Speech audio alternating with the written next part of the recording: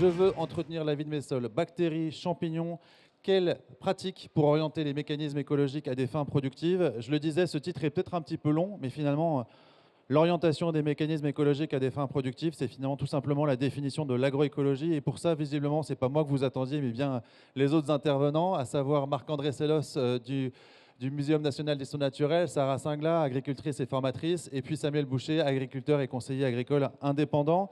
Moi, de mon côté, je m'appelle Pierre Compère, je suis ingénieur agro, consultant. J'accompagne l'OSIAPRO dans l'organisation et l'animation de ces conférences. Ma boîte s'appelle Explicit et j'aide à détecter, qualifier et révéler l'innovation utile. Et ben voilà, partager des connaissances, c'est vraiment l'objectif de cette conférence aujourd'hui. Et je vais commencer par appeler Marc-André Sellos, professeur du Muséum national d'histoire naturelle, à me rejoindre sur vos applaudissements plus que nourris. Marc-André, tu es microbiologiste, écologue. Tu as un micro là devant toi. Est-ce qu'on peut revenir avec toi sur la définition de c'est quoi la santé des sols et quel rapport avec la vie des sols? La santé des sols, ça n'existe pas. On met des hydrocarbures et des métaux lourds sur un sol et il y aura des microbes qui vont en manger et il y aura des animaux qui mangeront ces microbes, rassurez-vous. La santé, c'est une propriété des organismes. Et ce qu'on appelle la santé des sols, c'est un raccourci pour dire les conditions de sol qui permettent à la plante de se développer comme on veut et qui nous permet, nous, de manger une alimentation saine. Un exemple de ça et un contre-exemple. D'abord, le contre-exemple. Vous mettez des engrais minéraux, il y a du cadmium qui contamine le phosphate, vous vous retrouvez, vous, Français, avec 1,4 fois la dose de cadmium recommandée par l'OMS dans votre alimentation tous les jours, et 50% d'entre vous sont en surdosage, plus 3% de cancer du pancréas, plus d'AVC, 30% des causes d'ostéoporose en France. Voilà. Maintenant, un exemple positif. Vous utilisez les conditions, on va peut-être y revenir, où vous avez un maximum de champignons mycorhiziens. C'est-à-dire ces champignons associés aux racines des plantes sur lesquelles travaille mon équipe et qui les aident à se nourrir, mais qui protègent aussi les racines. Bien, vous vous retrouvez avec des besoins de fertilisation moindres et une protection phytosanitaire partielle. Alors, partielle, la biologie, c'est jamais du 100%. Voilà. Alors maintenant, la question, c'est de savoir comment faire, effectivement, pour avoir ces auxiliaires microbiens. Parce que la règle de base, c'est que la plante, on va prendre la plante pour faire simple, elle est comme nous, elle a un microbiote. Je vous parlais des champignons mycorhiziens. Elle a, de toute éternité, été colonisée par certains organismes, dont elle a recruté certains dans son évolution pour se protéger, pour se nourrir. Et aujourd'hui, elle ne fonctionne pas aussi bien sans eux, c'est-à-dire qu'elle va fonctionner aussi bien qu'à la condition que nous, on amène des intrants complémentaires, et ces intrants, ils coûtent et ils plombent le budget d'exploitation agricole. Donc on a compris qu'en fait la notion de santé des sols, c'est presque un abus de langage, quand on devrait plutôt parler de la santé des micro-organismes et des macro-organismes des sols qui conditionnent leur fonctionnalité. Voilà. On peut dire ça. Et ça, alors après, on peut se dire, donc il faut introduire les microbes dont on a besoin. C'est pas aberrant comme idée d'introduire ce dont on a besoin, mais c'est toujours plus facile sur les feuilles que sur le sol, parce que dans le sol, il y a quand même déjà pas mal de monde et la place est un peu occupée. Il y a une sorte de priorité au premier occupant.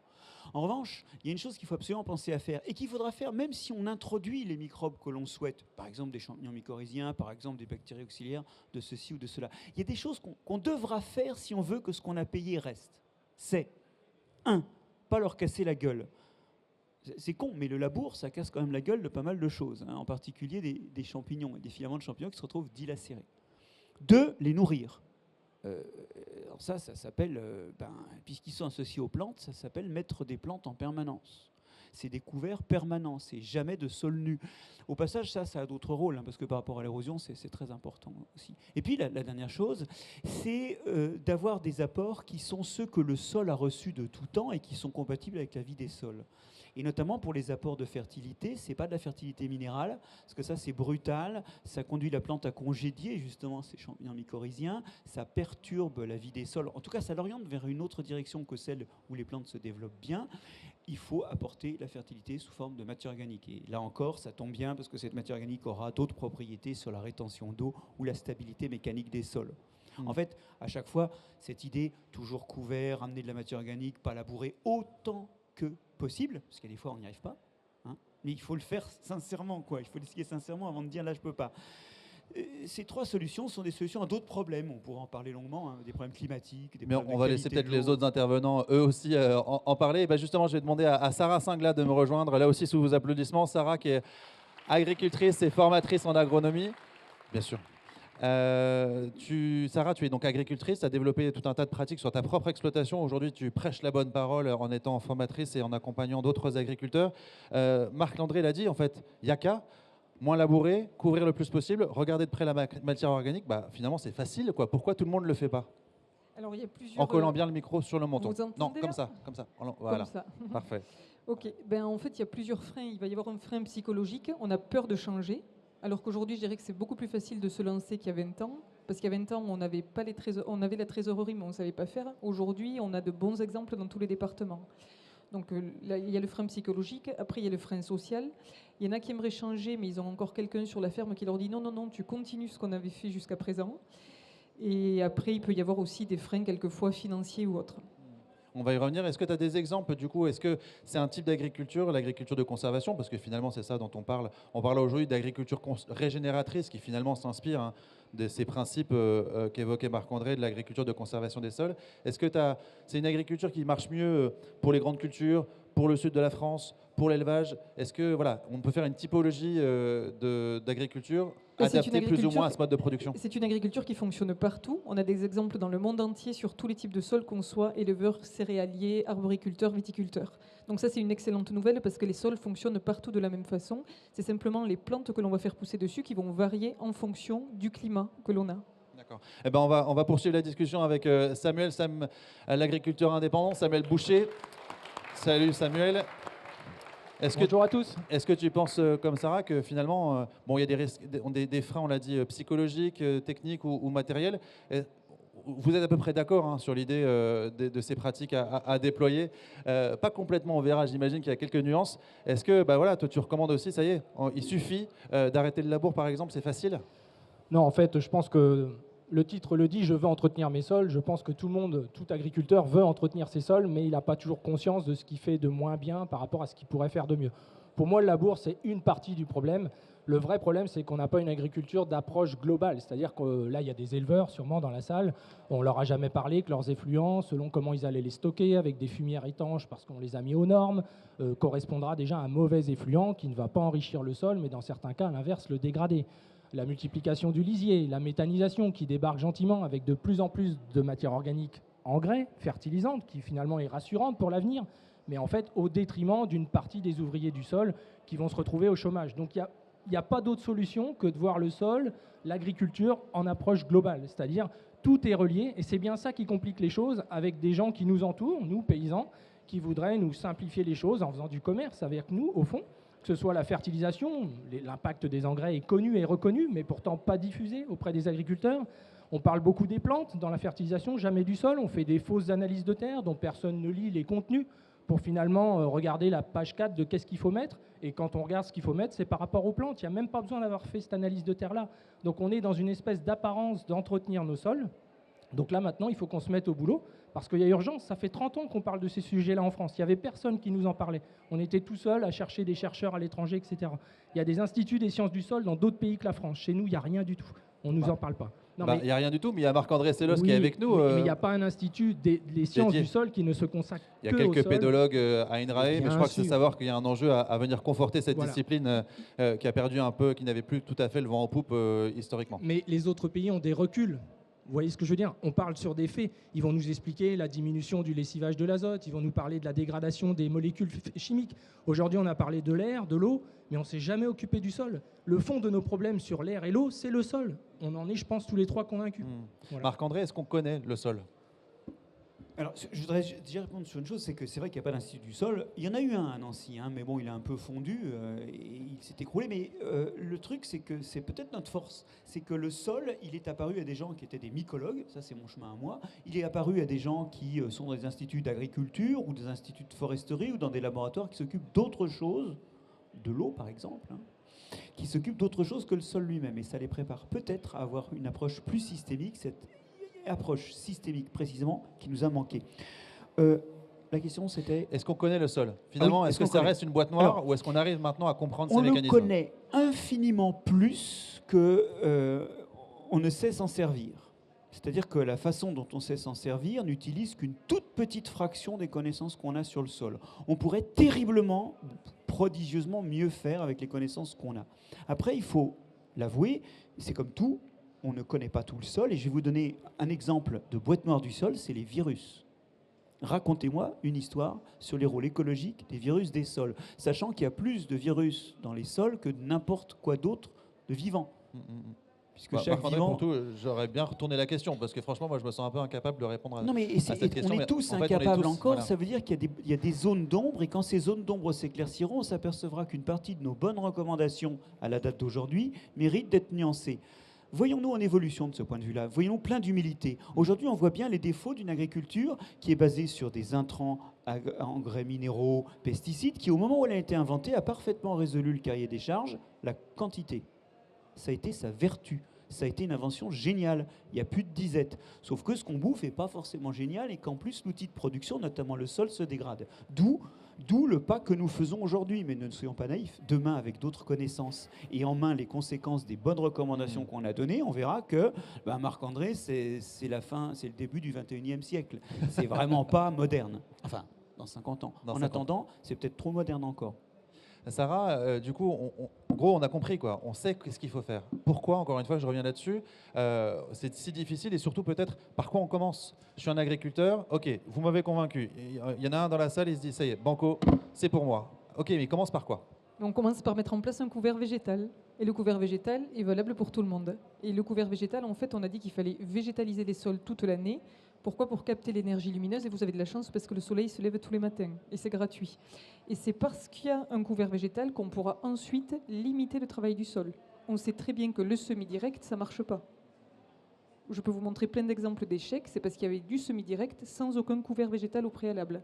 Donc il faut que le sol soit travaillé par de la racine pour qu'on puisse ensuite diminuer le travail du sol, tout en faisant attention aussi au poids des machines. Parce que le premier fléau qu'on a aujourd'hui en agriculture, c'est l'impact du poids des machines qui vient en fait créer des conditions anaérobies parce qu'on a trop compacté le sol. Donc il faut aussi revoir le trafic sur la parcelle. D'autant plus que c'est un des premiers postes en charge, les charges de mécanisation, ça grève aussi le résultat des exploitations. Sam, tu es d'accord avec cette approche? On commence par les couverts d'abord? Oui et non. C'est-à-dire que si les couverts végétaux sont très importants, je pense que déjà il faut commencer par faire un profil de sol, un point de départ chez soi, voir dans quel état on est, parce que contrairement à ce que l'on dit, tout n'est pas foutu. Il y a des gens qui labourent ici dans la salle et qui ont des sols pas si mal que ça, si ce n'est qu'ils ont des horizons un peu horizontalisés, c'est le cas de le dire, qui ne communiquent pas entre eux. Et donc pour améliorer cette communication, pour moi la première des choses, c'est reverticaliser ces sols. Donc il faut travailler à ça pendant quelques années. Parce Alors que comment on reverticalise? Eh ben, j'y viens. Si tu fais des couverts dès la première année où tes sols ne sont pas verticalisés, tu feras des couverts minables. Ils vont mal pousser. Vous allez avoir que les crucifères qui vont s'exprimer. Ça va vous décourager. C'est ce qui se passe. Il y en a plein qui abandonnent simplement pour des raisons de mise en route. Puis des couverts, on en fait une fois de temps en temps, sauf à arriver au couvert permanent. Mais là, c'est peut-être un peu tôt. Pour l'instant, on est à verticaliser. Eh bien, c'est arrêter tous les travaux horizontaux. Et quand on regarde nos outils dans nos parcelles, ils sont souvent à travail horizontal. Les excès de mélange, l'excès de terre fine, tout ce qui contribue à fragiliser un sol. Et si vous faites ça en 3-4 ans déjà, votre sol il est transformé. Garder des points naturels, c'est le secret, c'est ça. On ne travaille pas un sol sur son entièreté, c'est une erreur commune qui est en plus encouragée. Je ne laboure pas, mais je secoue mon sol dans tous les sens. C'est une erreur. Ça ne marche pas pour faire vivre le sol. Ça marche pour produire des quantités de céréales, c'est pas le problème, mais le sol n'évolue pas. Au contraire, il se dégrade. Et c'est important de le dire. Donc garder des points naturels, ça veut dire que la vie se développe entre ces points qu'on vient juste intégrer avec une lame fine tous les ans, tous les 2 ans, pour réintégrer de l'oxygène. Au début, on ne peut pas aller aussi profond qu'on le souhaiterait, parce que la semelle, elle peut être à 30-40 cm, même en delà, et avoir des relais de plantes derrière ce travail-là. Sans plantes, en effet, mais ça peut être des plantes qui nous rapportent. Ça ne peut pas être que des couverts végétaux. Donc en fait, quand on fait ce lien-là 4-5 ans, là on bascule à ce que tu viens de dire, Sarah, c'est des couverts qui vont changer, on fait des mélanges de couverts, on commence à recycler des éléments, et on résout notre problème que Marc-André a dit, de la fertilisation. Parce qu'un couvert qui recycle 200 unités de potasse, c'est à la portée de chacun d'entre nous. Donc on ne les achète plus, c'est terminé, on est autonome. C'est important de le dire. C'est plus de l'argent, 60 € de couvert, tu te rends pas compte, on n'en faisait pas avant. Eh bien tu mets 60 €, tu mets plus d'engrais de fond. C'est important, c'est un exemple. Il faut 7 à 10 ans pour avoir un phénomène où vous ne reviendrez pas en arrière. Ce que vous aurez vu, vous ne reviendrez pas en arrière. Mais 5 à 7 ans à 10 ans de travail sérieux, de verticalisation, de couverts végétaux, d'arrêt de certains engrais, etc. C'est l'ensemble de ces choses-là qui vous donneront des résultats.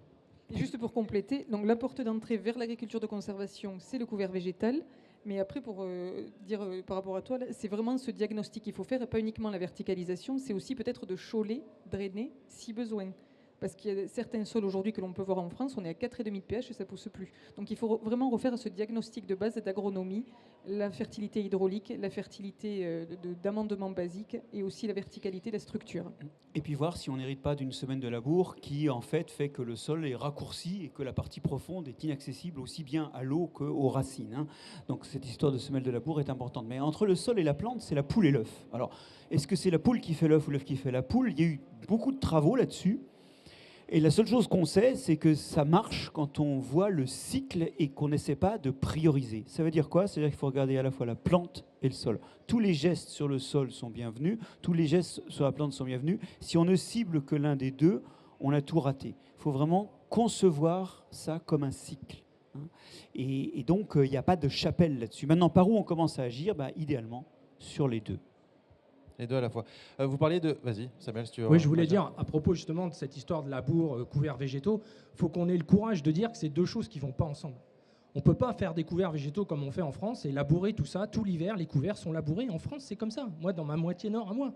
Donc c'est déjà le premier des problèmes, il est là. On fait un couvert végétaux, c'est pas pour au mois de décembre mulcher tout ça et puis le labourer. C'est pire à la limite que de ne pas avoir fait de couvert.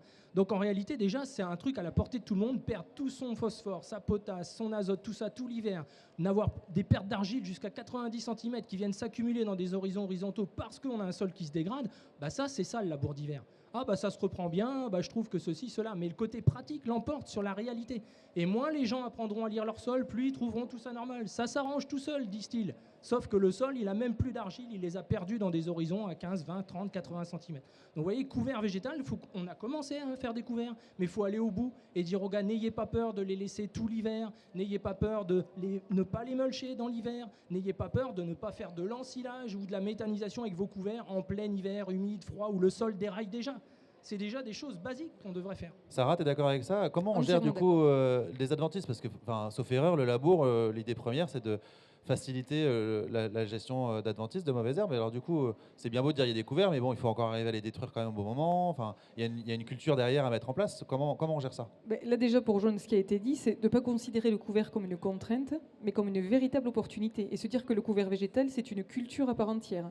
Donc culture à part entière, ça veut dire on va mettre la bonne densité de grains au mètre carré, on ne va pas s'amuser à semer 3 kilos juste comme ça pour répondre à la réglementation. Et après, on en parle souvent, mais c'est de se former à quel stade, à quel moment je détruis mon couvert, en tenant compte notamment pour les cultures d'été de la réserve utile. Parce qu'à certains couverts qu'il faudra détruire 3 semaines avant pour éviter qu'ils consomment toute l'eau pour la culture qui suit. On considère que pour produire une tonne de matière sèche, il faut 25 mm d'eau. Donc si je laisse mon couvert pousser trop haut, qui fait 4 tonnes de matière sèche, ça sous-entend qu'il aura consommé 100 mm d'eau. Les 100 mm d'eau qui auront été utilisés par le couvert ne seront pas là pour le futur maïs ou tournesol. Mais là, ce serait une destruction plutôt chimique, juste pour continuer de protéger le sol. Le couvert ne sera pas enfoui, méthanisé ou ensilé dans le sol. On parle de glyphosate, quoi. Oui, mais on tient compte de la réserve utile et du C sur N du couvert. C'est à quel stade on le détruit. Est-ce que je veux plutôt quelque chose qui se digère vite ou quelque chose qui va me permettre d'augmenter mon taux de matière organique? Alors, on reviendra sur la différence et la décomposition, on va dire, la classification des différentes matières organiques, parce que je pense que c'est un sujet vachement intéressant. Marc-André, d'abord, une réaction. Sur toutes ces histoires-là, il y a quand même une chose. Considérer effectivement les cultures intermédiaires comme des cultures à part entière, ça veut dire qu'il faut une sélection derrière. C'est-à-dire qu'on ne peut pas semer n'importe quoi. Et même il y a assez de travail de recherche en semences sur les couverts? J'ai pas vraiment l'impression que ce soit assez massif pour répondre à ces multifonctionnalités dont on parle. Être gourmand en phosphate et en potassium pour le retenir, fixer l'azote, avoir des fonctions fracturantes, éventuellement avoir des fonctions répulsives de ce que vous allez, des parasites, notamment des nématodes, qui sont parasites de ce que vous allez planter l'année d'après. Avoir aussi d'autres fonctions comme de faire beaucoup de matière organique, et une matière organique qui est des C sur N d'une part et des degrés de matière organique réfractaire propres à créer des réserves dans le sol. Tout ça, ça se calcule, ça ne se fait pas en semant juste un mélange de plantes colorées. Et on n'a donc pas forcément ça. D'autre part, il y a aussi cette idée de couvert permanent qu'il va falloir explorer. Alors là, je parle de solutions qui sont de plus en plus dans le temps. Mais un couvert, par exemple, de légumineuses rampantes, il y a des couverts d'arachis qui existent en Asie. On commence avec des trèfles rampants chez nous. Un couvert permanent qui empêche l'installation des indésirables parce qu'il est là et qu'il a le rôle du premier occupant. Et puis j'aimerais vous donner une dernière perspective qui est beaucoup plus lointaine. Je vais avoir l'air de parler de Sirius, mais on est tellement le pif dans le labour, dans le sillon, qu'on ne voit pas un truc, c'est qu'on est prisonnier des plantes annuelles. plantes annuelles, elles ont plein de défauts. Il faut les ressemer tous les ans. Puis si vous les ressemez plusieurs années au même endroit, ben, vous accumulez les pathogènes. Et les plantes pérennes, alors hein? Pourquoi on ne ferait pas de l'amidon avec des plantes pérennes? Il y a des blés pérennes, que je sache. Dans un contexte où on a appris à labourer, bien sûr, on n'a jamais sélectionné des plantes de culture pérennes. Mais ces plantes de culture pérennes, elles peuvent rester plusieurs années et elles sont le couvert. Donc on Elle aurait est à où la la fois recherche sur les blés pérennes? Bah, Eh ben, moi, je elle est découvre très ce loin dans concept. quelques laboratoires. Mais c'est important parce que le labour nous a enterrés dans le fatum des plantes annuelles. On aurait à la fois la culture de vente et le couvert Le beurre, végétal. l'argent du beurre. Et... En même temps, en agriculture biologique, on travaille au mélange. C'est presque. Vaut mieux investir dans un trieur quand on est en bio que tout autre outil. C'est primordial. Là, tu parles même de mélange variétaux. Oui, voilà, des voire pois d'espèces. avec du blé, etc. C'est la solution pour bien réussir et la propreté des champs, etc. Maintenant, je donne un exemple concret. On est dans une région, nous, notre bureau, dans la Marne, il y a de la luzerne. Pour moi, la luzerne est une des meilleures plantes à la portée de tous les éleveurs du monde, au lieu d'acheter des sojas qui viennent de je ne sais où. Et en ce moment, la luzerne est mise à mal pour des raisons économiques. Vous savez que la Marne est le département agricole le plus puissant de France, et c'est l'endroit aussi où les abeilles se portent le mieux. Et une des raisons, c'est la luzerne. Donc on a à la portée de main une plante bien européenne, qui dure 3, 4, 5 ans dans nos parcelles, qui concurrencera notre culture vis-à-vis de l'eau. Mais là, on rentre dans un domaine un peu plus de réflexion, de planète, de rendement peut-être minimisé, mais avec une production d'azote gratuite. Donc c'est la marge qui va compter.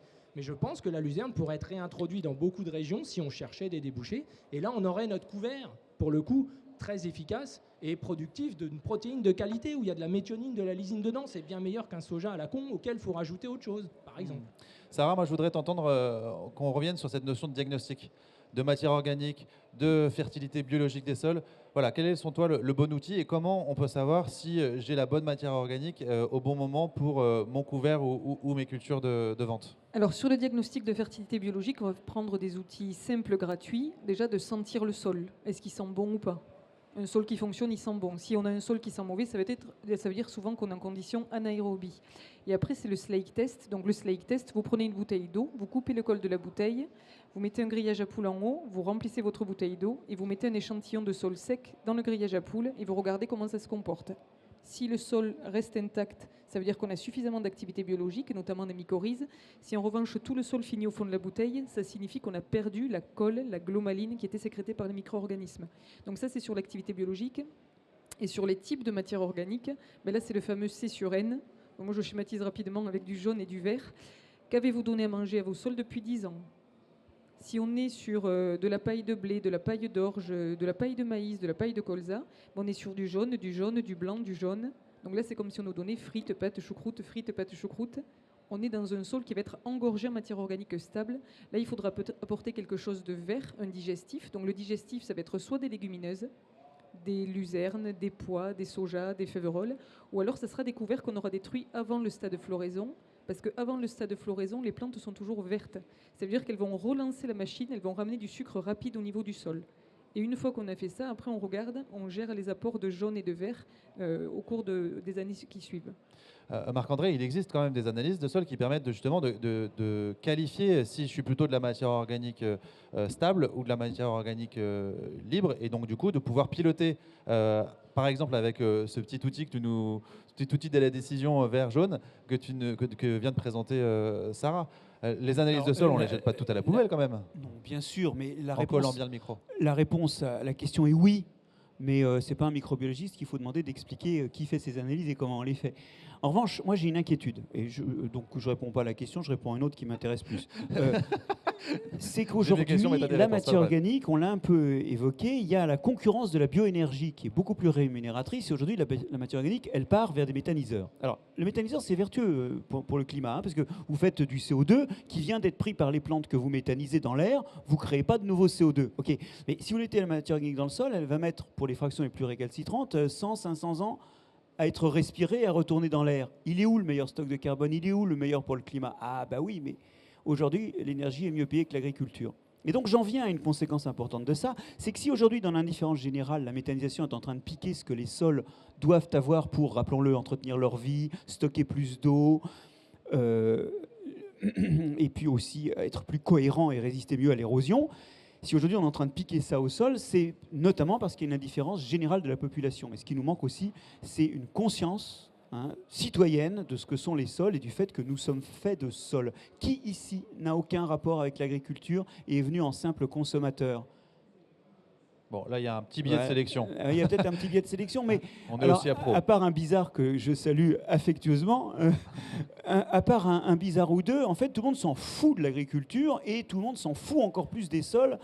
Et ça, c'est un vrai problème parce que si on veut vraiment accompagner les agricultures et justement gérer nos stocks de matière organique, on a besoin d'une mobilisation générale et d'une envie générale, d'une prise de Nuance un peu conscience ton propos, générale. Marc-André. Le succès du CIAPRO et surtout du Salon de l'Agriculture montre qu'on ne se fout pas de l'agriculture. Par contre, on n'a peut-être pas les bonnes lunettes. Pas les gens ici. Ouais. Mais Non, le même, citoyen dans le- la rue... Mais le consommateur, il n'y a que des citoyens qui dans la rue, dans les allées du Hall 4, 3-2, et ils s'intéressent aussi à l'agriculture, mais ils n'ont peut-être pas les bonnes lunettes techniques pour le faire. Et peut-être avec un regard un peu trop condescendant. Mais c'est un autre sujet. Et non, c'est politique. pas le sujet. Le sujet, c'est que demain, il faut qu'on enseigne. Et demain, la fameuse sortie que moi j'ai mis dans les programmes de SVT de seconde dans des exploitations agricoles, il faut qu'elle se fasse. Ouais, apprendre à visiter les exploitations, apprendre peut-être aussi à cuisiner et à mieux s'alimenter. Je reviens vers toi, Samuel. Je reviens sur la question de la méthanisation, parce que je sais que c'est un sujet qui tient à cœur. Marc-André nous dit attention à pas tout exporter et tout mettre dans un méthaniseur, mais bon, c'est pas grave, entre guillemets, on remet des digestats. Donc où est le problème? Mais en fait, la première des choses, c'est que la matière organique n'est pas renouvelable. Donc quand on a compris ça, on est un peu plus avec de l'humilité. J'ai montré récemment dans une vidéo un essai en France depuis 1928 sur les engrais de fond à l'INRA de Versailles qui montre qu'un sol peut finir à 0,86% de matière organique et qui ne descend plus. En fait, c'est structurel, ça fait partie puisqu'on mesure que le carbone, qui est qu'une partie de la matière organique. Et il se trouve qu'il y a des agriculteurs, même ici dans la salle, qui sont tout contents d'eux, parce qu'ils ont 5 ou 6% de matière organique. Donc on a des gars, nous, comme ça, dans le Nord. Mais en fait, elle ne se décompose plus, elle reste là. Donc elle Oui, sert c'est à rien. la fameuse matière organique stable qui C'est finalement ça. ne mais sert elle est pas stable, mais comme du au charbon, cycle. puisqu'on mesure du carbone. Donc faire pousser du blé sur du charbon de bois, ça pousse pas. Donc il y a des gens en semi-direct qui sont contents parce que d'un seul coup, ils montent des points en quelques semaines. Ça marche pas. Il y a des essais dans d'autres pays que notre beau pays qui montrent que 100 tonnes de fumier par an pendant 28 ans amènent 0,6 points de vraie matière humique et organique qui est durable. Donc ça, c'est quelque chose qui est une carrière d'agriculteur. Donc nos problèmes, on commence à les avoir parce qu'il y a eu 2 carrières d'agriculteurs et là, on arrive au bout du système. Et en même temps que ça, on se propose un nouveau modèle où on va se servir de la matière organique qu'on n'a déjà plus, j'insiste bien, pour en faire de l'énergie. Alors maintenant, c'est une histoire de revenus, c'est le problème de fond, il est là, c'est pas les Oui, agriculteurs qui on se n'est pas lancent en train de jeter la pierre. D'ailleurs, on se le dit une bonne fois pour toutes. On n'est pas là à jeter de la pierre sur des pratiques des agriculteurs en particulier. On est là, voilà, En à même essayer temps, de il faut- réfléchir en même temps, il faut à dire mieux. les choses. Il y a 1800 méthaniseurs, on en prévoit autant dans les 10 ans à venir, ça commence à faire beaucoup, dans des zones où l'élevage est remplacé par des méthaniseurs. Nous, dans la région nord, on a ça. Alors le problème, il est que le digestat qui est utilisé, il peut être séparé aujourd'hui. Celui qui ramène la phase solide, c'est pas négatif.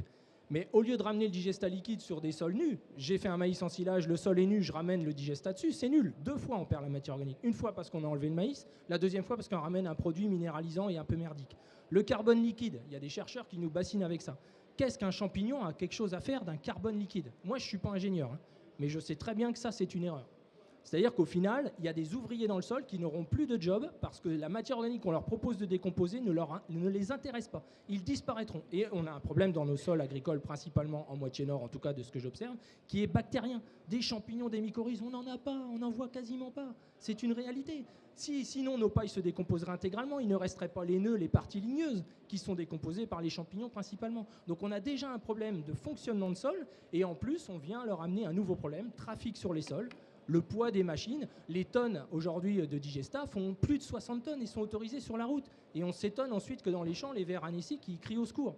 Donc la quantité, je finirai là-dessus, le digestat n'est pas un problème en soi, c'est pas un mauvais produit, il est pauvre, il est tout ce que vous voulez, mais maintenant il est réintégré insidieusement dans les matières organiques que les agris achètent partout en France. Donc on ne peut plus savoir ce qu'on achète, on augmente les titrages artificiellement des composts, etc. en mettant du digestat dedans, parce que beaucoup viennent de Belgique, de Bretagne et d'ailleurs. Ça fausse la traçabilité du céréalier ou de l'autre qui achète de la matière organique. Ça, c'est vraiment important de le prendre en compte. Donc voilà, moi je pense qu'aujourd'hui, on a un vrai fond de problème vis-à-vis de cette matière organique et du trafic sur les sols. Marc-André? Peut-être un mot sur ce que c'est que la matière organique dans les sols, parce qu'on est tous avec cette histoire d'humus, d'acide humique, d'humine, et ça en réalité, ce sont des catégories qui sont créées, qui sont des artefacts d'analyse. C'est-à-dire quand on fait l'analyse, on commence par mettre tout dans une solution à pH basique, et il se produit des réactions qui créent les molécules qu'on étudie après. Aujourd'hui, on a deux grandes en sol agricole au moins, parce qu'en sol forestier c'est différent, on a 2 grandes fractions organiques. La première, c'est une fraction de type limoneuse qui sont faits de résidus végétaux qui ont un C/N pourri, c'est-à-dire que c'est plein de carbone, et donc les microbes n'en veulent pas parce qu'il n'y a pas d'azote dedans. Ça, c'est un peu cette matière que tu ciblais là tout à l'heure, qui est très, très stable, très longuement stable. Bon. Mais ça a un rôle quand même dans les sols, mais c'est pas tout. Et la deuxième, c'est les restes, les cadavres de microbes, qui eux ont des C/N de rêve, hein. On est aux alentours de 5.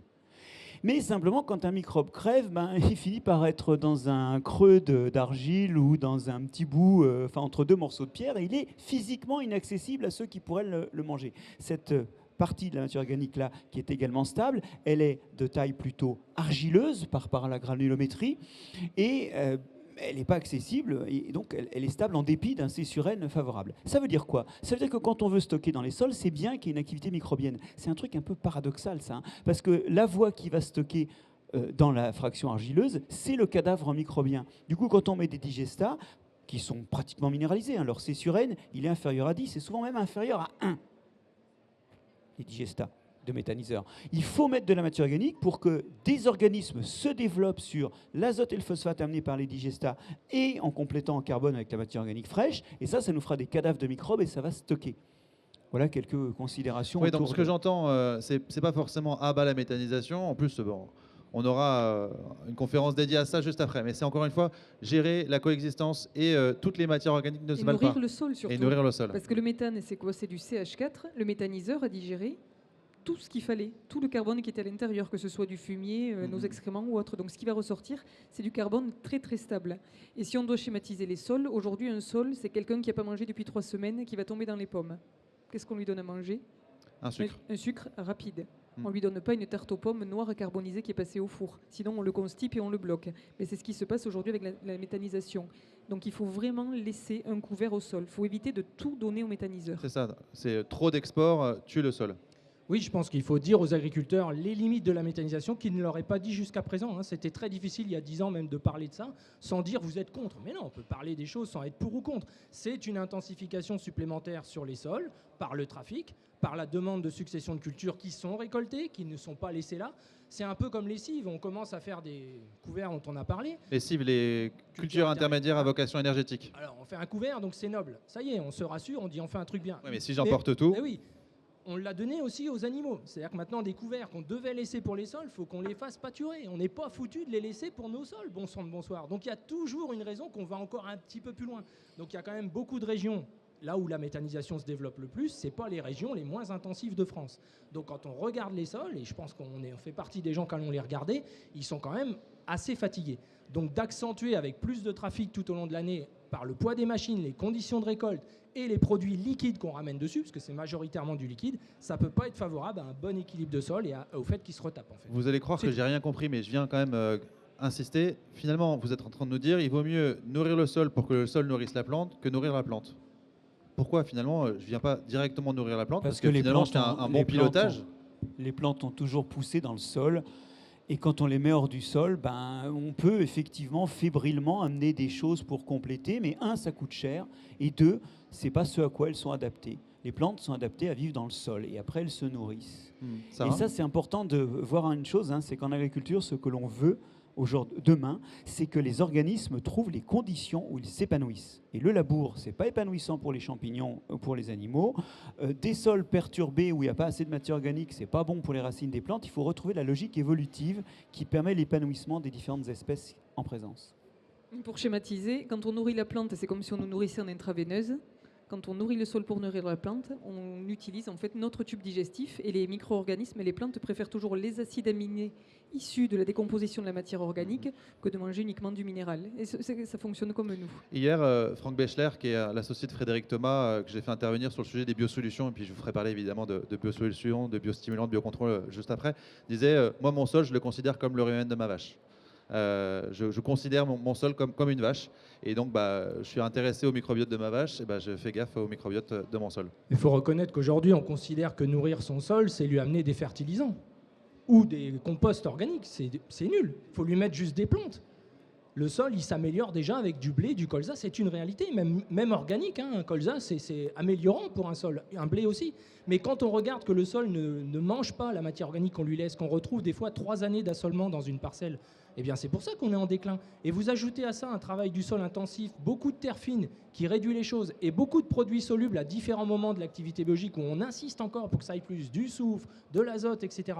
Eh bien, tout ça, ça augmente les rendements, c'est un fait, mais ça a brûlé la matière organique, c'est tout. Et il va nous falloir autant de temps dans l'autre sens, autant d'azote à remonter pour récupérer ce que nos grands-parents nous ont laissé. C'est comme ça, c'est une réalité. Ok, j'ai compris, vous me dites bactéries, champignons, il faut les préserver, c'est elles qui font le boulot. Les vers de terre, on ne les oublie pas. Mais bon, c'est bien beau, mais tu m'as dit, Sarah, ouais, mais de temps en temps, il faut quand même utiliser du glyphosate. Et on imagine bien que le glyphosate, c'est pas GG pour les bactéries, les champignons qui nous intéressent. Mais il faut prendre de la hauteur en fait.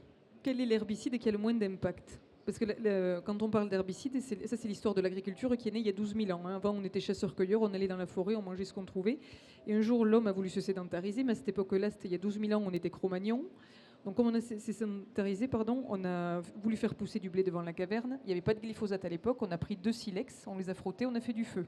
Donc le premier désherbant, c'est le feu. Le deuxième désherbant, c'est le versoir de la charrue qui a été inventé au Moyen-Âge, parce qu'avant ils n'avaient pas de charrue, ils avaient juste un coutre et une arère. Troisième désherbant, c'est la main-d'œuvre pas chère et gratuite qu'on appelle les femmes et les enfants d'abord. Et le quatrième désherbant, c'est la chimie. Donc la question aujourd'hui à se poser, c'est parmi les 4 désherbants que l'on a cités, le feu, le travail du sol, la main-d'œuvre pas chère et la chimie, quel est celui qui répond le mieux aux attentes de la société? Et ou quid de l'agronomie? Et de l'agronomie. On La société imagine, aujourd'hui toi, nous demande les- de produire propre, de maintenir la biodiversité, d'avoir de la nourriture pas très chère, en fait c'est ce qu'elle veut, et des agriculteurs épanouis dans leur travail. Et en fait aujourd'hui on voit que c'est celui qui a le moins d'impact, sachant aussi que l'agriculture a toujours un impact. L'agriculture naturelle, ça n'existe pas. Quand on est agriculteur, même quand on essaie de faire pousser des tomates sur le balcon dans le 16e à Paris, on a un impact. Donc il faut savoir qu'on va minimiser cet impact-là et répondre surtout aux attentes de la société. Marc-André? Ma grosse fatalité dans ma vie, c'est d'avoir rencontré de l'agriculture de conservation. Parce que c'est une solution indubitablement, mais c'est une solution qui aujourd'hui repose largement sur le glyphosate. Or, le glyphosate, c'est très mauvais pour les champignons mycorhiziens, c'est très mauvais pour les vers de terre. Sauf que c'est moins mauvais que le labour. Et quand j'explique ça, il y a des gens qui n'aiment pas les produits chimiques qui me tapent sur la tête, d'accord? Et de toute façon, comme je dis en même temps que le glyphosate c'est pas bon, il y a ceux qui aiment les produits chimiques qui me tapent sur la tête. Donc c'est la plus grande fatalité de ma vie, cette histoire-là. Maintenant, ce que je sais, je connais 2 endroits au monde où on n'utilise pas de glyphosate. Le premier, c'est un champ quelque part dans l'époque précolombienne, un champ aztèque par exemple.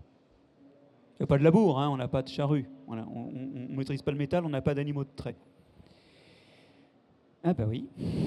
Et ça produit peut-être pas Et beaucoup. ça a produit quand même des pyramides. Bon, le deuxième, c'est un pépère qui a 42 hectares près de Beauvais et ça fait 15 ans qu'il est en bio et qu'il laboure pas. En fameuse ABC, Mais il est en ABC. Alors est-ce que c'est un génie? Est-ce qu'il agriculture a de la biologique de chance? conservation. On verra, hein, il y a des gens qui étudient ces parcelles et ces savoir-faire. Voilà. Ce que je crois, c'est qu'il y a d'autres solutions. Et j'aimerais revenir à mes couverts permanents. Parce que je vous signale que dans les précolombiens, hein, dans leur champ, il y avait en couvre-sol. Oula, c'est une colle? Il faut qu'on y réponde? La mille-pas, Ah oui, le maïs, le haricot et en couvre-sol, des la courges. courge. Ben oui. Et nous, qu'est-ce qu'on a dans nos champs? On a des céréales, pour prendre l'exemple des céréales, parce qu'il est paroxystique, dont les feuilles sont plutôt comme ça, pour que les herbicides tombent bien sur les plantes en dessous, et qui n'émettent plus par leurs racines ces désherbants caractéristiques des poacées que sont les acides benzoxazinoïdes, parce que ces acides-là coûtent cher, et quand on a sélectionné ce qui faisait le plus de graines, on a sélectionné ce qui faisait le moins d'herbicides par les racines. Donc on a des plantes qui font pas d'ombre et qui font plus d'herbicides naturels. Ouais, ça aide pas à Ben gérer là- les adventices. Je vais vous dire, moi je crois à les sélections un petit peu encore de nouveau à une sélection qui va faire la part du feu et qui va rétablir le coût du désherbage biologique aux dépens peut-être de la production, mais pas du budget de l'exploitant justement. Samuel, j'ai vu hocher un peu la tête quand on parlait de Ouais. glyphosate. Ouais, parce qu'encore une fois, c'est vraiment la molécule symbolique sur laquelle on cristallise beaucoup de choses. Mais ce qui détruit le plus les mycorhizes, et ça c'est une réalité, c'est le phosphore. Donc à ce moment-là, on interdit les engrais phosphatés. Vous allez voir, ça va changer beaucoup de choses sur le terrain. Mettez un engrais de phosphaté à côté d'un verre anécique, vous allez voir. Le lisier, Un verre anécique, on explique pour ceux Un qui verre sont pas de fans. terre. Un verre de terre qui monte et qui Voilà. descend. Enfin, voilà. c'est ça, hein, C'est ça. l'anécique, c'est le celui qui fait vertical. le lien entre les 3 horizons de faune. La même chose avec les lisiers. Certains lisiers aujourd'hui ont des impacts très forts, disparition totale des mycorhizes, car au fond, dès qu'il y a du phosphore, il n'y a pas de mycorhizes. On suit des trufficulteurs. Il se trouve que la truffe, quelque part, c'est une mycorhize, une forme de mycorhize. Ils ont du mal à implanter des truffières dans des zones où l'analyse de terre, entre guillemets, est au minimum de ce qu'il y a en phosphore. Il faut que le phosphore disparaisse quasiment à l'état de trace. Ça demande des fois des dizaines et des dizaines d'années avant que la truffière s'exprime. C'est un exemple. Mais c'est pour dire qu'avant de parler du glyphosate et de manger des courges tous les jours, soyons sérieux.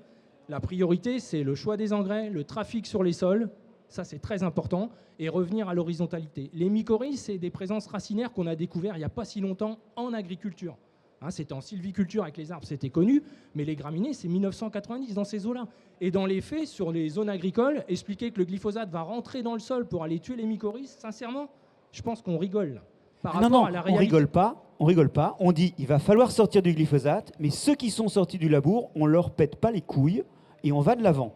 C'est ça, parce que le glyphosate, neurotoxique, démonstration The Lancet il y a 3 semaines. Le glyphosate, toxique pour les vers de terre, toxique pour les champignons mycorhiziens, démonstration en bloc cubique, Omachili, 2018-2019. Non, mais notre glyphosate, il faut se voir en progrès. Il ne tombe pas sur le sol. Il faut se voir en progrès. Le non-labour est un progrès. La sortie du glyphosate sera le suivant. J'en mets ma main à couper au feu pour la santé des agriculteurs. Je vais compléter, c'est important. Le glyphosate, il est utile pour les graminées. Toutes les autres plantes, Marc-André, on sait les détruire sans le glyphosate. D'accord ? Donc tu nous amènes demain, avec tous tes amis, un progrès technique sur les molécules qui permettront de détruire les graminées sans utiliser le glyphosate, et on te suit. Pour l'instant, on ne l'a pas. C'est la réalité. Je suggérais plus que le recours à la chimie, un recours au vivant avec des couverts qui empêchent l'arrivée des indésirables. C'est pas encore efficace à 100%. Non, je parle de l'avenir. Ça vient. Et moi, je retiens le coût du blé intérieur. Et je suis pour l'ACS, donc c'est pas la question là. Sarah, je reviens vers toi. En gros, on a eu des conférences dédiées tout au long de ces 3 jours. Il y a 2 grands axes d'innovation aujourd'hui. Le numérique, la robotique d'une part, et les biosolutions d'autre part. Comment on fait le pont entre ces 2 grandes familles de leviers et ce dont on est en train de parler aujourd'hui? On fait le levier avec l'agronomie, en fait, le lien avec l'agronomie. Et l'agronomie, c'est la connaissance du sol, la connaissance des plantes. On aurait besoin peut-être d'intelligence artificielle de high-tech, mais avant d'avoir du high-tech, il faut le low-tech, c'est l'agronomie. Parce que si on n'a pas cette connaissance fine du sol, on va faire des très très grosses bêtises et de très haute précision. Sam, tu penses pareil, toi? L'agriculture de précision, est-ce qu'elle peut être au service de l'agroécologie ou de l'agriculture de conservation des sols? Pour l'instant, l'agriculture de précision sert à apporter des éléments à l'intérieur des parcelles plus pointus, mais avec un raisonnement qui n'a pas changé, qui est le pot de fleurs, où on va réduire les engrais, ceci, cela, réduire... moi, ça me semble être une aide, une information. Et aujourd'hui, on a peu d'informations, donc on en a besoin, je veux dire, c'est utile. Après, tout ce qui est biostimulant et biocontrôle, là, c'est un peu différent, puisqu'en fait, c'est un petit peu poussé par la réglementation de réduction de l'usage des produits phytosanitaires. Il y a des facilités d'homologation qui font que même un produit qui ne sert à rien, il est sur le marché. Alors là, dis pas ça, parce que là, on a eu plein de débats là-dessus. Alors, en biocontrôle, je garde mon En biostimulant, peut-être. Mais va faire homologuer un produit de biocontrôle en France ou en Europe, ça prend quelques années quand même. C'est pas si simple. C'est plus simple que les produits phytosanitaires. Ça, c'est souhaité. C'est dit par les firmes, par ceux qui eux-mêmes ont des biocontrôles à homologuer. Donc ce qui veut dire aussi, c'est que sur le terrain, on ne passera pas à côté de la technique d'application de ces produits. Et aujourd'hui, on n'en parle pas. C'est-à-dire qu'il est déjà possible de réduire l'usage des produits phytosanitaires de manière bien plus importante qu'on ne le fait. Mais sauf qu'on ne diffuse pas l'information. Et avec Mathieu, on est bien placé avec Phytozone. On travaille ce sujet depuis 25 ans. Et aujourd'hui, nos partenaires agriculteurs réduisent l'usage des produits phytosanitaires. Donc le biocontrôle, quand il arrive là au milieu, il augmente déjà les coûts de 2,5 fois le coût du passage de protection des plantes, quel que soit le biocontrôle. Donc aujourd'hui, le frein, il est déjà économique. Parce que si c'est juste de dire on met des biocontrôles simplement pour baisser le phyto qu'on met avec, parce que pour l'instant, c'est ce qui est proposé aux agriculteurs, le phyto qui est tout seul avec suffit déjà. Nous, on vous le dit techniquement. Donc, on est dans une vaste fumisterie pour l'instant. Mais il y a des biocontrôles qui, nous, on a vu en essai, amènent des résultats identiques à des produits chimiques. Ils ne sont pas nombreux et c'est tant mieux qu'ils arrivent. On a en tête des antilimaces, les trichogrammes, par exemple, qui sont aujourd'hui bien maîtrisés. Même des produits phytosanitaires pour des maladies, pour l'oïdium, pour des insectes aussi parfois, des huiles d'orange, etc. Donc il y a des choses qui sont utilisées. La protection des pommes de terre aujourd'hui se fait avec des produits de biocontrôle, des huiles de menthe ou des huiles d'orange. Donc il y a des choses qui marchent. Mais aujourd'hui, pourquoi elles coûtent aussi cher? Parce que pour l'instant, le blé vendu par l'agriculteur français, il n'est pas plus cher parce qu'il utilise des biocontrôles. Vous voyez ce que je veux dire? Donc à un moment donné, il faut remettre tout ça ensemble. Ça ne fonctionnera qu'ensemble. Sinon, il n'y aura pas d'usage de biocontrôle. Sarah, sur les biostimulants, Est-ce que ça va venir réparer un problème de santé des sols, même si j'ai bien retenu l'abus de langage sur le terme santé des Ça sols? va agir en préventif, mais pas en curatif. C'est-à-dire qu'au début, si la plante est saine, on va pouvoir la maintenir en bonne santé. Comme toi, tu vas prendre un jus d'orange tous les matins, mais malheureusement, si un jour tu as un gros problème, tu prendras des médicaments. Là, ça sera pareil. Donc ce sera du préventif, et ne pas oublier l'importance de la génétique et du choix variétal, justement pour éviter d'utiliser des... D'autant qu'on l'a vu hier avec Marie-Emmanuelle Saint-Bacary qui est en train de hocher de la tête, il y a certains de ces produits qui sont génétiques dépendants. Et donc, qui dit biostimulant dit aussi travail sur la physiologie des plantes. Et donc, qui dit physiologie dit aussi parfois génétique. Ce que je retiens aussi de la conversation d'hier qu'on a eue sur biocontrôle et biosolutions ici, c'est qu'on ne vient pas résoudre un problème structurel avec un biostimulant. Vous partagez, j'imagine, cet avis, Marc-André? Oui, alors, de toute façon, alors, quand même un point important sur les biostimulants et sur toutes les solutions basées sur le vivant, c'est qu'aucune d'entre elles n'est efficace à 100%. Et ça, on a du mal à s'y faire parce qu'on a des solutions physiques, le labour ou chimiques, qui sont efficaces à 100%, sauf qu'elles sont efficaces aussi à 100% sur plein d'autres trucs qu'on n'a pas souhaité au passage. Dans une logique d'éradication du problème. Oui, disons que ce qu'il faut, c'est envisager toutes ces histoires-là en pyramidage. Un pyramidage dans lequel, éventuellement, à certains moments, des solutions chimiques, voire même des solutions physiques, il y a peut-être certains terroirs dans lesquels les labours seront nécessaires tous les 10 ans. Pourquoi pas l'imaginer? Enfin, moi, je peux l'admettre d'un point de vue théorique. Un pyramidage dans lequel le chimique et le physico-chimique auront leur place. C'est quoi la base de la pyramide? La base de la pyramide, c'est le vivant.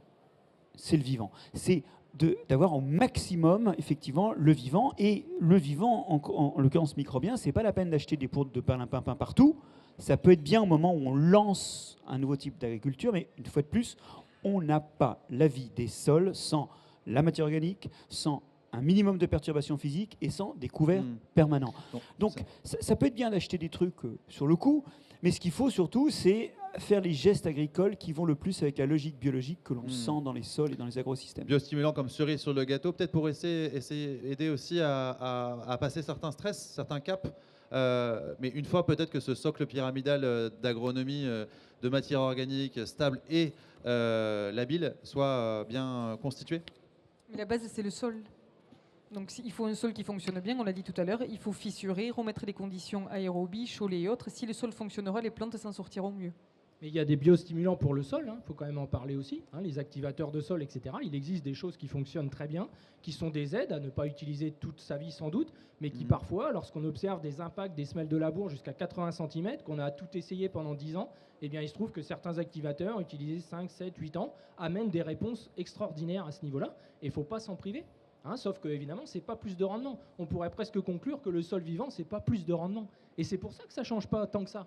Parce qu'au final, on peut avoir un sol en mauvais état et faire des bons niveaux de production et estimer que, comme c'est le repère en agriculture, c'est ça le problème. En tout cas, dans les régions nord, on le voit bien, on a des sols fatigués, mais qui peuvent sortir encore des gros rendements de pommes de terre et de betteraves. Alors pourquoi La question, changer c'est jusqu'à quand? Voilà, mais oui. Dans un contexte d'adaptation. Ça fait longtemps qu'on se dit jusqu'à quand. Au changement climatique. En tout cas, pour les inoculations microbiennes, 2 grands conseils, c'est tout ce que je peux vous dire de mieux comme microbiologiste. 1, inoculer dans le sol, c'est un défi, parce que c'est hyper peuplé. Inoculer sur une plante qui fait de nouvelles feuilles ouvertes à la colonisation assez régulièrement, c'est plus faisable. Ça ne veut pas dire que la première chose est infaisable. Et la deuxième chose, c'est local. Sinon, vous nous préparez des invasions biologiques. 1% des espèces introduites finissent en invasion biologique. Et ça, dans le monde microbien, ça nous pend au nez à mettre n'importe quoi venu n'importe où. Traçabilité de l'inoculum, ça vous garantit en plus une adaptation aux conditions locales, qu'elles soient de sol ou qu'elles soient climatiques. J'ai en tête des services, des entreprises qui viennent prélever dans le sol, analyser la composition, Moi aussi, j'en ai en tête.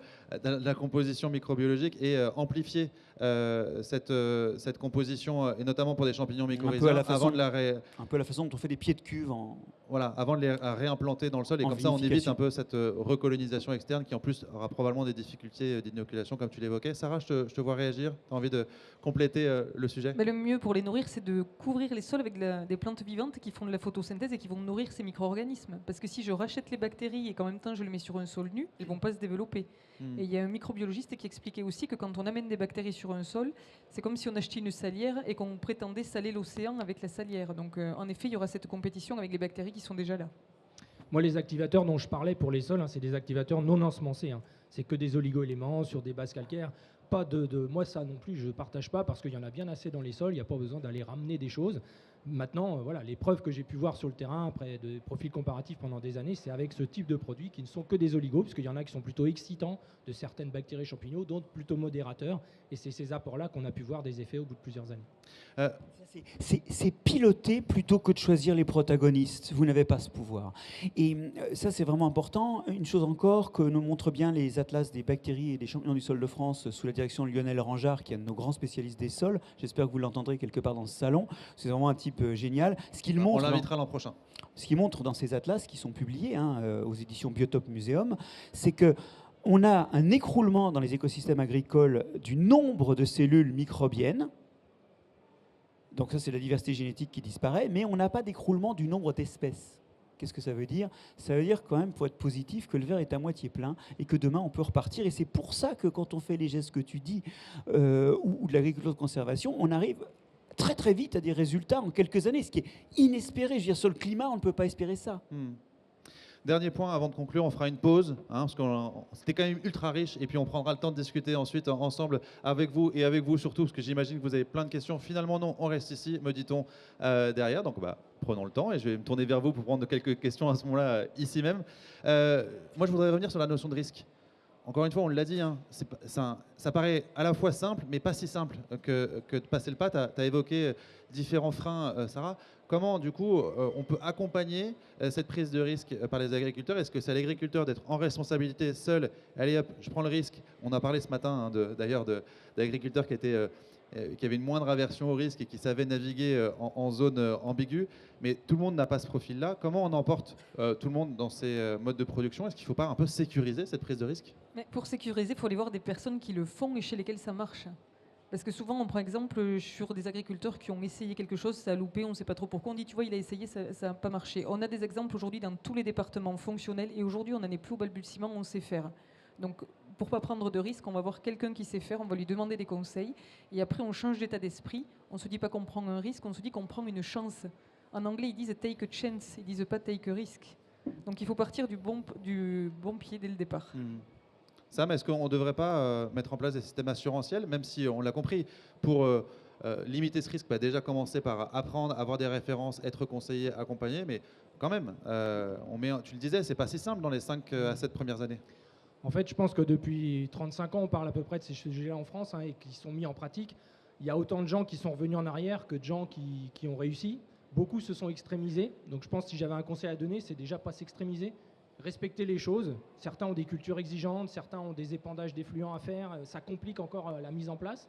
Donc je dirais que ce qu'on a expliqué tout à l'heure, verticalisation, jamais de sol à nu, éviter l'excès de terre fine, éviter certains engrais, limiter les phytos à leur maximum. Bref, tout ce qui contribue à améliorer, ce n'est pas une prise de risque. Le porte-monnaie, il va s'en ressentir tout de suite. Donc moi, je crois que le sol, c'est du moyen et long terme. Il ne faut pas se leurrer. Donc on arrête de se mentir. En 2 ans, il va se passer ci, tu auras plus de ça. Non. Tu auras peut-être un peu moins de ça si tu diminues d'autres investissements. C'est-à-dire moins d'azote avec du non-labour, c'est compliqué.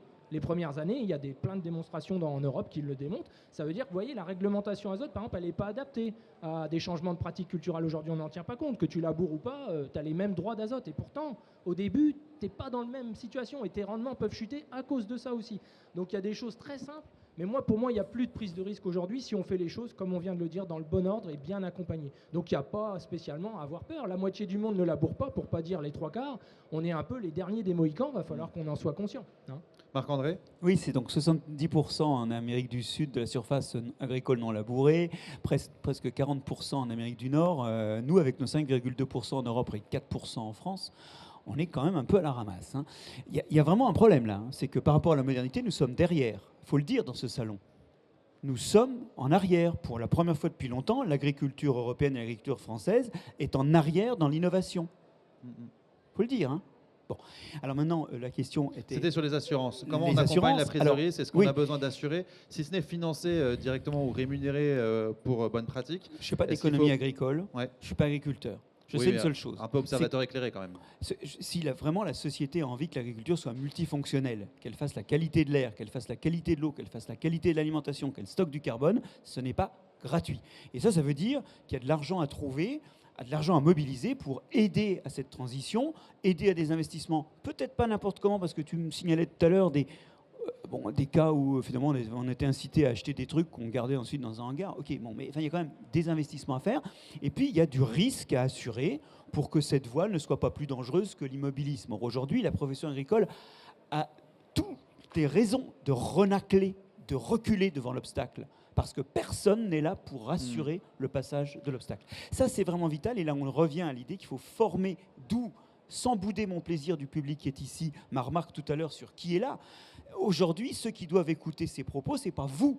C'est des gens qui sont en train d'acheter des carottes au supermarché. Et on a vraiment besoin que les citoyens soient convoqués dans cet enjeu parce que c'est eux qui peuvent le porter.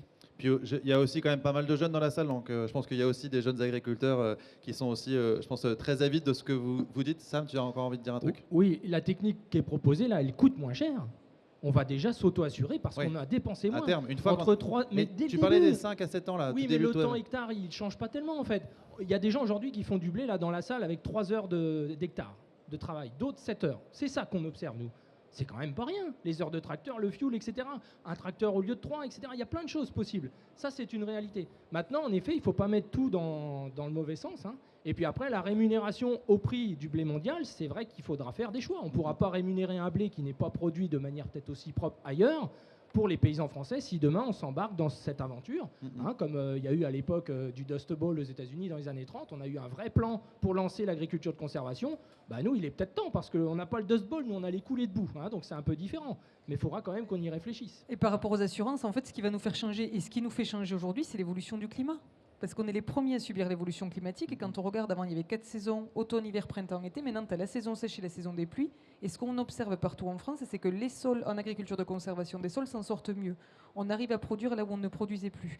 Donc, quelque part, ton assurance, tu l'as là, parce que tu vas produire plus en dépensant moins. Tu veux dire penser l'agroécologie comme un moyen d'adaptation au changement climatique et non plus comme une simple injonction politique? Oui, c'est ça. Allez, je me tourne vers vous. Qui se lance? J'imagine qu'il y aura plein de questions. Le monsieur a été malin, il a levé. Oui, bien sûr. On peut commencer déjà par les applaudir.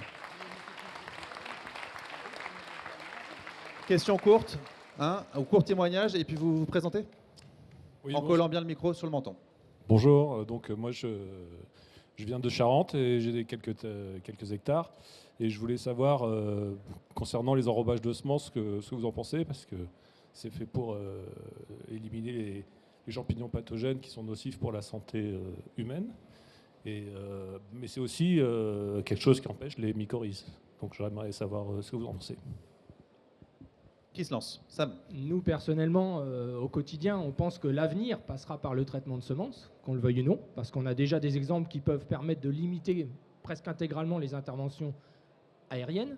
Dans certaines maladies, il n'y a pas d'autre solution aujourd'hui que le traitement de semences, donc c'est quand même à prendre en compte, parce que certains se font rire avec le traitement de semences, mais le problème, c'est que la maladie est déjà dans la semence. L'enrobage qu'on fait, en partie, il est pour des maladies déjà dans la semence. Donc ça, c'est important de le dire. Donc on a aujourd'hui sur le terrain, on l'a vécu avec l'agriculture biologique, une multiplication de problématiques. On a des dérogations parfois d'usage de semences qui viennent de l'agriculture conventionnelle dans le bio parce qu'à un moment, on a reproduit les problèmes. Donc on ne doit pas se faire rire avec le traitement de semences. Ça va évoluer visiblement. Il y a quelques biocontrôles qui arrivent en traitement de semences et c'est très bien. Hein, on en utilise de manière empirique, mais ça ne fait pas toutes les maladies concernées. Donc par rapport aux mycorhizes, moi ça personnellement, je ne pense pas que c'est la réalité parce qu'elles s'installent beaucoup plus tard. Après le développement des racines de la plante, donc là, dans ce cas-là, le traitement de semences, à ce moment-là, il ne fait plus effet.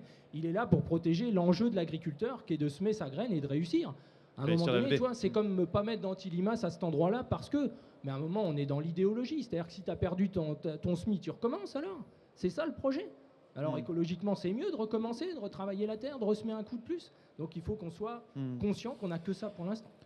Il y a un truc dont il faut se souvenir. Bon, en l'occurrence, l'effet des traitements de semences sur les mycorhizes, moi je ne connais pas de travaux, j'étais en train de regarder, là il n'y a rien qui sort sur Google facilement. Bon. Sinon j'aurais fait le malin. Mais le truc, c'est qu'il faut se souvenir d'une chose, c'est que les gloméromycètes qui font les mycorhizes sont en fait un groupe frère de l'ensemble Asco plus basidiomycète où se recrutent les pathogènes. Donc, en fait, ce qui se passe assez souvent, c'est que les trucs qui tapent sur les asco et les basidiomycètes, et c'est pas les mêmes d'ailleurs, il y a des spécialistes là qui en parleraient mieux que moi, je crois, tapent moins sur les gloméromycètes parce que, évolutivement, c'est éloigné, c'est pas tout à fait pareil. J'ai dit moins. Et c'est tout ce que je peux se dire d'intelligent par rapport à cette question, parce que je ne connais pas vraiment de travaux sur l'interférence entre l'enrobage des semences et et la mycorhisation. Désolé. Bah, en même temps, tu n'as qu'à juste localiser du phosphore à côté de ta semence. Les mycorhizes, tu m'expliqueras comment elles vont se développer. Donc en fait, j'ai l'impression qu'on se prend la tête pour une protection dont on n'a pas d'autres moyens aujourd'hui. Mais c'est tout. Allez, je prends une dernière question et puis après on fera une pause. Et vous inquiétez pas, il y aura plein de temps pour faire des questions là-bas. Donc soyez pas frustrés.